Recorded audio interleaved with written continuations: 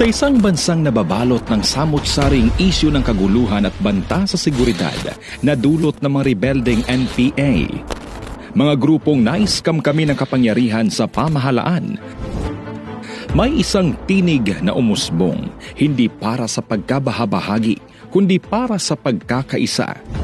Isang lider na hindi lang nangangako, kundi kumikilos. Itinataas niya ang bandila ng hustisya at tunay na kapayapaan. Gaya ng kaibigan nitong si Pangulong Rodrigo Duterte. Ito ang kanyang adhikain. Ito ang kanyang misyon. Sama-sama nating itaguyod ang kapayapaang hindi lamang panaginip, kundi realidad para sa bawat Pilipino. Iboto, number 53 sa balota, Pastor Apollo C. Quiboloy, para sa Senado.